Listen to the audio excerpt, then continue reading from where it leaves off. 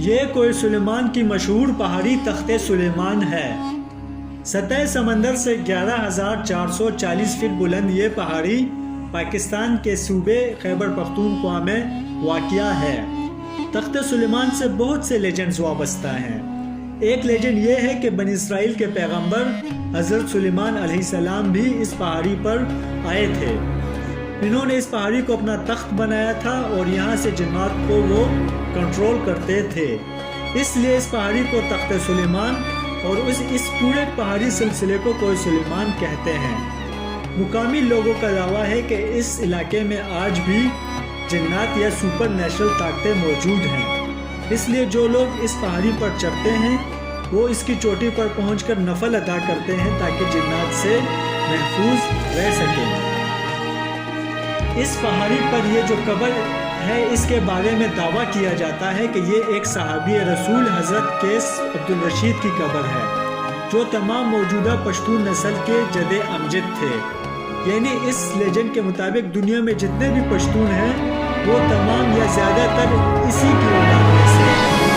قیس عبدالرشید کو بنی اسرائیل کے بادشاہ حضرت طالوت کے پوتے افغانہ کی اولاد میں سے بھی مانا جاتا ہے، اور کچھ لوگوں کے نزدیک یہی ان کے افغانہ کہلانے کی وجہ بھی ہے۔ لیکن کیا یہ سب کہیں سنی ہوئی کہانیاں یا باتیں درست ہیں؟ پشتون لیڈر خان عبدالولی خان نے کہا تھا کہ میں 6000 برس سے پشتون ہوں۔ کیا واقعی پشتون تاریخ 6000 سال پرانی ہے؟ میں ہوں اصفہان خان۔ آج ہم آپ کو دا گریو یارڈ آف امپائر سیریز کی اس قسط میں یہی سب کچھ بتانے جا رہے ہیں۔ مائی کیورس فیلوز آج کے افغانستان کو سمجھنے کے لیے یہاں کے میجورٹی پاپولیشن یعنی پشتونوں کی تاریخ کو سمجھنا بہت ضروری ہے۔ سب سے پہلے یہ جان لینا چاہیے کہ پشتون آئے کہاں سے تھے۔ تو اس بارے میں دوستو 2 الگ الگ ورژن ہیں۔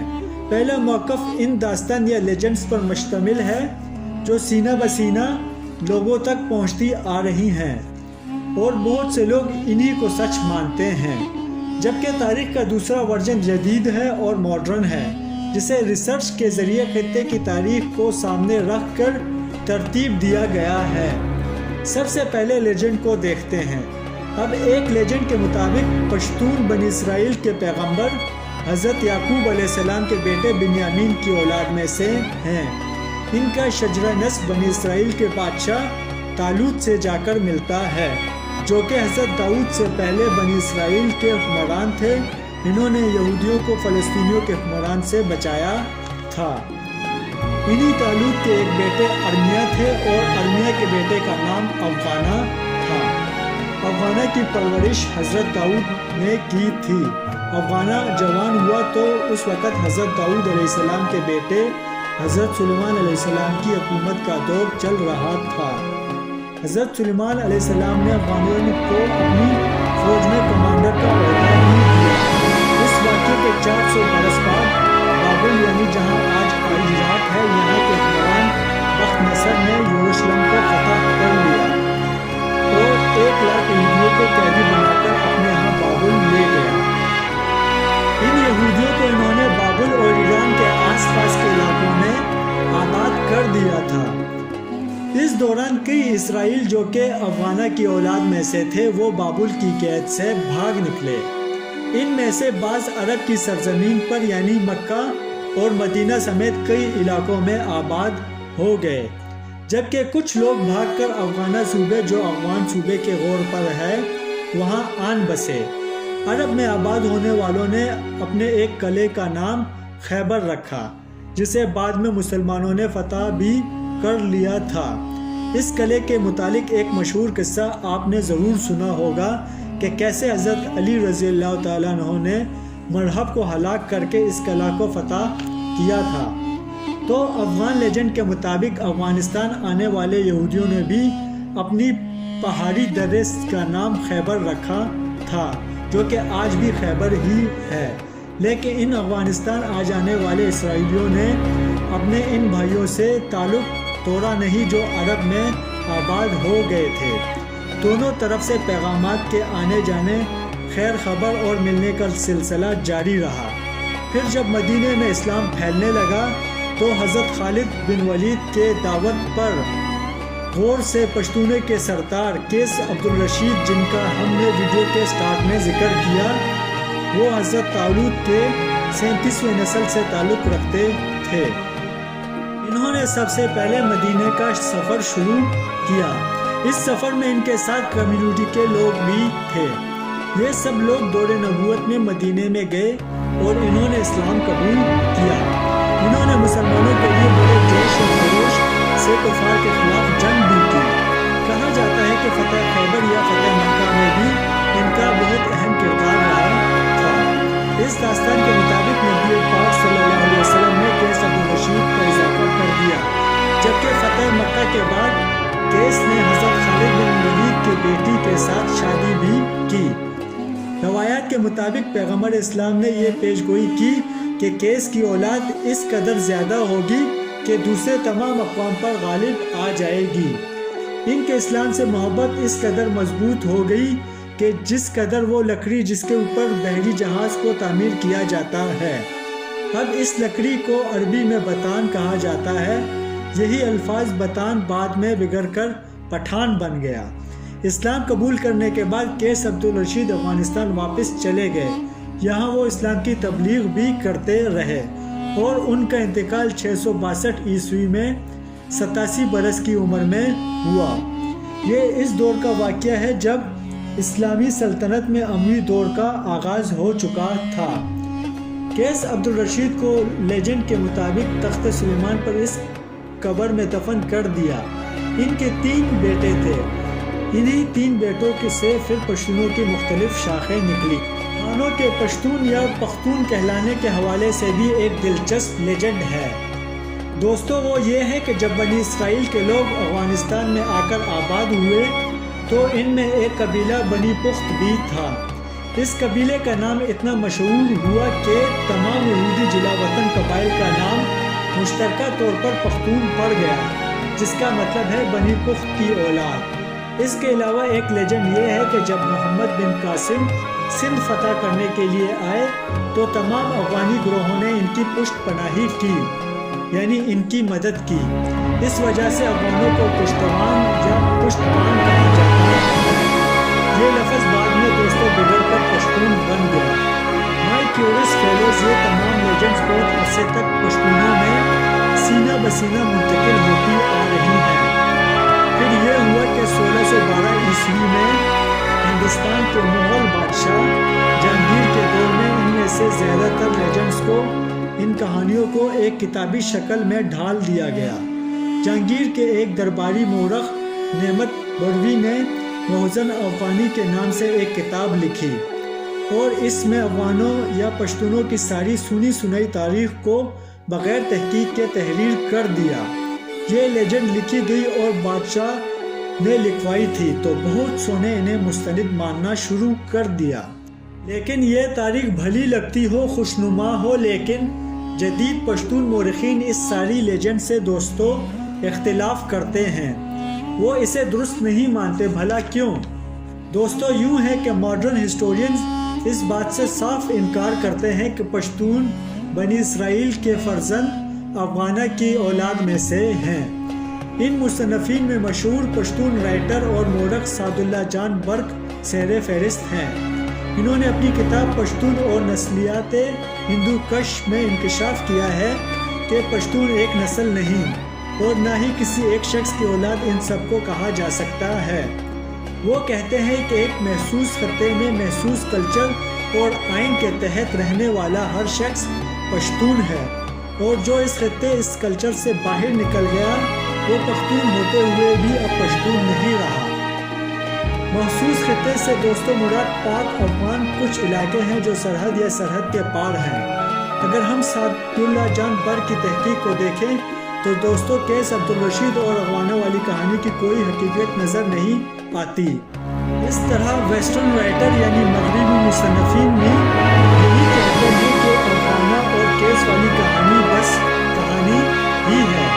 برطانوی رائٹر اولف کیرل لکھتے ہیں کہ افغانہ جنہیں حضرت طالوت کا پوتا بتایا جاتا ہے ان کا تاریخ میں کوئی ذکر ہی نہیں ملتا، حتیٰ کہ یہودیوں کی مذہبی کتابوں میں بھی ان کا یا ان کے والد ارمیا کا نام موجود نہیں ہے۔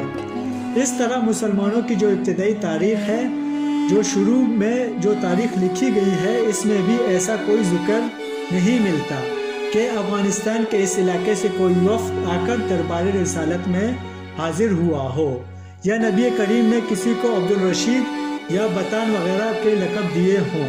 تو پھر سوال یہ پیدا ہوتا ہے کہ پشتون کس نسل سے تعلق رکھتے ہیں اور ان کی حقیقی تاریخ کیا ہے؟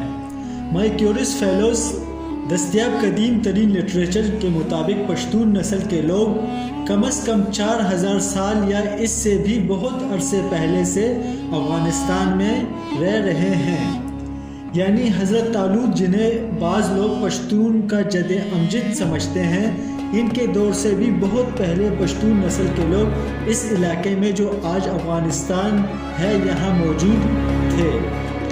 حضرت طالوت نے اندازاً 1037 قبل از مسیح سے 1001 قبل از مسیح تک بنی اسرائیل پر حکومت کی تھی، جبکہ پشتون نسل کے لوگ اس سے بھی تقریباً 1000 برس پہلے سے اس خطے میں رہ رہے ہیں۔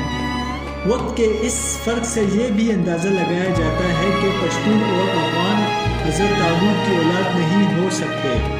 پشتون کا ذکر ہندو کے قدیم ویدوں میں بھی موجود ہے۔ ہندوؤں کے اس قدیم وید جو غالباً 1700 قبل از مسیح میں یعنی آج سے 3700 برس پہلے لکھا گیا تھا، اس میں ایک قبیلہ پخت یا پختہ کا ذکر ملتا ہے۔ ماہرین کا ماننا ہے کہ وہ قبیلے ہی اصل میں پختون یا پشتون کہلایا۔ اس مناسبت سے ان کی زبان بھی پشتو کہلائی۔ افغانستان کے 2 صوبے پکتیا یا پکتیکا کے نام ہی غالباً اس قبیلے کی مناسبت سے اب تک چلے آ رہے ہیں، یعنی پختہ سے پختیا، پھر پکتیا، پھر پکتیکا کے نام موجود میں آنا کوئی اجنبی کی بات نہیں لگتی۔ سعد اللہ جان برگ بھی اس بات کی تصدیق کرتے ہیں کہ پشتون اور پختون کا ذکر بطور پکتی، پکتورس، پختاس تقریباً 15ویں صدی قبل از مسیح یعنی 3500 برس پہلے سے ہی تحریروں میں آنے لگے تھے۔ لیکن سوال یہ ہے کہ پشتونوں کو پٹھان کیوں کہا جاتا ہے؟ اس حوالے سے پاکستان کے نامور سیاح اور مصنف سلمان راشد لکھتے ہیں کہ پختون کی ٹرم زیادہ لوگوں کے لیے استعمال ہوتی تھی اور ایک پختون فرد کو پختانہ کہتے تھے۔ یہ لفظ بعد میں پنجابی اور وسطی ہندوستان کی زبانوں میں پٹھان ہو گیا۔ سعد اللہ جان برگ کے مطابق پشتون نسلی طور پر ہندوستان اور سینٹرل ایشیا میں رہنے والے الگ لوگ نہیں ہیں۔ ترک، ترکمانی اور حتیٰ کہ یونانی بھی پشتونوں کے رشتہ دار ہیں۔ اس طرح ہندوستان میں آباد ہونے والے قوموں جیسے کہ پنجابی، راجپوت، کشمیری، سندھی اور بنگالی بھی نسلی طور پر پشتونوں کے ہی کزنز ہیں، یعنی ان میں نسلی طور پر زیادہ فرق نہیں ہے۔ یوں مختلف نسلوں کے ملاپ سے پشتون نسل وجود میں آئی جس نے آگے چل کر ایک باقاعدہ قوم کی شکل اختیار کر لی۔ ان لوگوں نے افغانستان اور شمال مغربی ہندوستان یعنی موجودہ پاکستان کے علاقوں میں بھی رہائش اختیار کر لی تھی۔ یہی علاقہ آج خیبر پختونخوا کا حصہ ہے، جن میں وہ قبائل علاقے بھی موجود ہیں جو پہلے فاٹا کہلاتے تھے، کیونکہ زبان پشتو بھی قدیم ایرانی زبان اویستائی جسے انگلش میں اویسٹن کہا جاتا ہے اس سے نکلی ہوئی معلوم ہوتی ہے۔ اویستائی وہ زبان ہے جس میں آتش پرست زرتشت یعنی پارسی مذہب کی کتابیں لکھی جاتی تھیں۔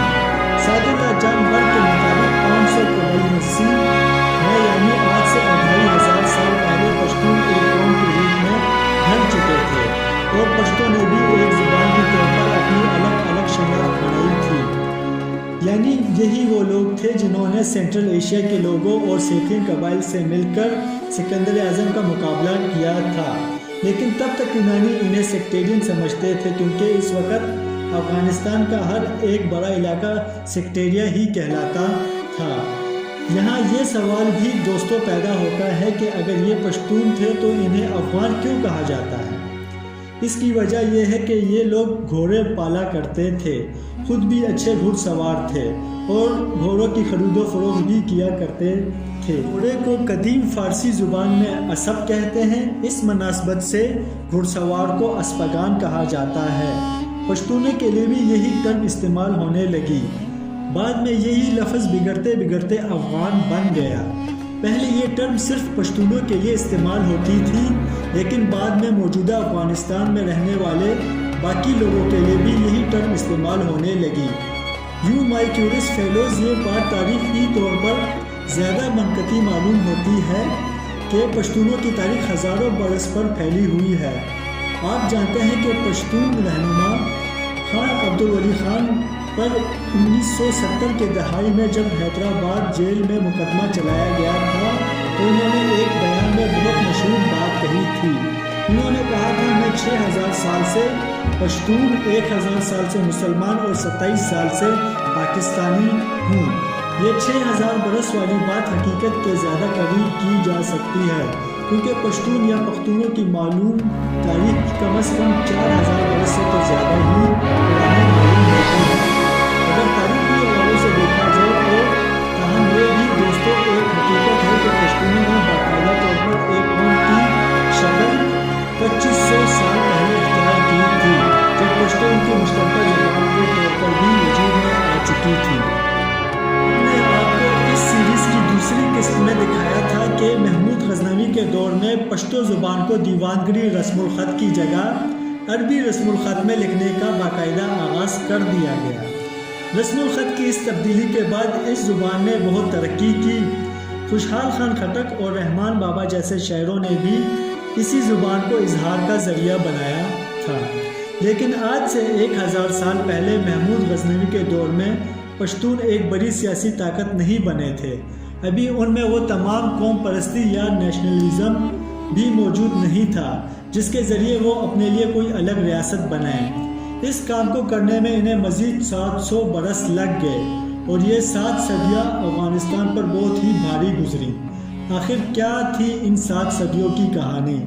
ترک سلطان محمود غزنوی نے 998 سے 1030 تک تقریباً 32 برس افغانستان پر حکومت کی اور اسے متحد کر کے اپنی حکومت کا حصہ بنایا۔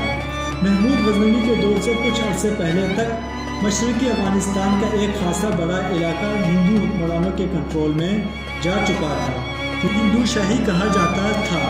محمود غزنوی کے دور میں ہندو شاہی کا حکمران جیپال تھے۔ ان کی سلطنت میں مشرقی افغانستان کے کچھ علاقوں کے علاوہ سجلب اور کشمیر بھی شامل تھے۔ محمود غزنوی کے والد سامانی گورنر سبکتگین نے راجہ جیپال سے افغانستان کے علاقے چھین لیے تھے۔ ان کے بعد محمود غزنوی نے راجہ جیپال اور ان کی اولاد کو شکست دے کر اس پوری سلطنت کو، جس میں کشمیر اور پنجاب بھی شامل تھے، افغانستان کا حصہ بنا لیا۔ ان فتوحات کے دوران لاہور قریب 1021 میں غزنی کی افغان سلطنت کا حصہ بنا۔ لاہور کی فتح کے بعد محمود غزنوی کے غلام ایاز نے لاہور کو ایک باقاعدہ قلعہ بند شہر کی شکل دی۔ جدید لاہور کی تعمیر بھی محمود غزنوی کے حملے کے بعد ہی شروع ہوتی ہے۔ پنجاب اور کشمیر کی فتح کے بعد محمود غزنوی نے موجودہ بھارتی ریاست گجرات تک سارے ہندوستان میں بے شمار حملے کیے۔ یہاں سے بہت سا مال اور غنیمت کو افغانستان لے گئے۔ ان حملوں کے دوران 1024 میں محمود غزنوی نے سومناتھ کے مشہور مندر کو تباہ کیا تھا اور اس میں موجود تمام سونا غزنی منتقل کر لیا۔ ادھر افغانستان کے شمالی جنوبی علاقوں میں انہوں نے ایران اور سینٹرل ایشیا پر بھی حملے کیے۔ ان کی حکومت ایک طرف ایران میں تہران اور سینٹرل ایشیا میں سمرقند تک جا پہنچی تھی۔ محمود غزنوی کے انتقال کے بعد دوستوں ان کی سلطنت 156 برس تک قائم رہی۔ محمود غزنوی کے بعد افغانستان میں پھر جتنے بھی طاقتور حکمران آئے، انہوں نے ایک کام ضرور کیا، وہ یہ انہوں نے پنجاب پر حملہ لازمی کیا۔ یہی وجہ ہے کہ محمود غزنوی کے بعد افغانستان کا خطہ ہندوستان اور خاص طور پر پنجاب پر حملوں کا ٹرینڈ بن گیا۔ 12ویں صدی میں جب غزنوی زوال کا شکار ہو گئے، تب بھی ہندوستان پر افغان حکمرانوں کی گرفت کمزور نہیں ہوئی۔ غزنویوں کی جگہ جلد ہی دوستوں ایک ترک خاندان غوری نے لے لی تھی۔ یہ خاندان افغان صوبے غور میں رہتا تھا، جس وجہ سے غوری کہلایا۔ غوری خاندان محمود غزنوی کے آمد سے پہلے بھی غور پر حکومت کرتا تھا۔ غور تک ان کی حکومت محدود تھی، لیکن محمود غزنوی نے اس خاندان کو شکست دے کر غور پر قبضہ کر لیا۔ اس شکست کے بعد تقریباً 150 برس تک غوری خاندان اس علاقے پر حکومت تو کرتا رہا، ان کے لوگ تخت نشین بھی ہوتے رہے، لیکن یہ غزنویوں کے ہی ماتحت رہے۔ لیکن پھر یہ ہوا کہ 1149 میں غوری سلطنت کے تخت پر علاؤالدین حسین تخت نشین ہوا۔ انہوں نے غزنوی امپائر کے بالادستی ماننے سے انکار کر دیا اور آزادی کا اعلان کر کے غزنویوں کے خلاف بغاوت کر لی۔ تخت نشینی کے کچھ عرصے کے اندر انہوں نے غزنی شہر پر بھی حملہ کر کے اسے تباہ و برباد کر دیا۔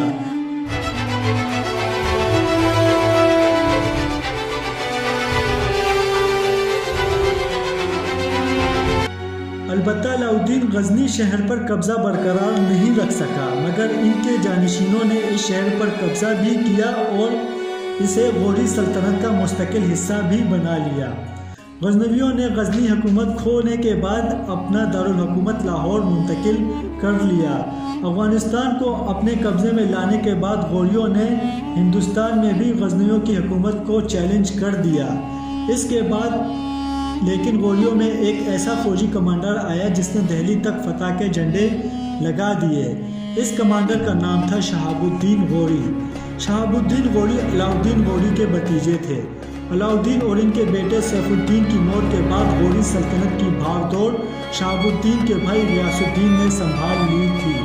ریاض الدین نے شہاب الدین غوری کو اپنا کمانڈر بنا کر پنجاب پر حملے کے لیے بھیج دیا۔ شہاب الدین غوری نے 1186 میں لشکر کشی کی اور لاہور پر قبضہ کر لیا اور آخری غزنوی حکمران سلطان خسرو ملک کو گرفتار کر لیا۔ اس طرح پنجاب سے بھی غزنوی سلطنت کا خاتمہ ہو گیا اور افغانستان سے لے کر شمال مغربی ہندوستان تک غوریوں کا پرچم لہرانے لگا۔ شہاب الدین غوری نے لاہور کی فتح کے بعد بھی کامیابیوں کا سلسلہ جاری رکھا اور 1192 میں ہندو راجا پرتھوی راج کو شکست دے کر دلی پر قبضہ کر لیا۔ یہ تاریخ میں شاید پہلا موقع تھا کہ افغانستان کی کسی مقامی سلطنت کے حدود دہلی تک پہنچ گئی تھی۔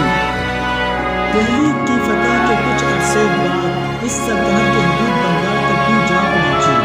یہ افغانوں کے لیے بڑی کامیابی تھی، لیکن دوستوں غوری سلطنت غزنوی سے بھی کئی زیادہ کمزور ثابت ہوئی۔ غزنویوں نے تو کوئی 200 برس کے قریب حکومت کر لی تھی، لیکن غوری سلطنت لاہور کی فتح کے بعد بمشکل 30 برس ہی قائم رہی اور چل بسی۔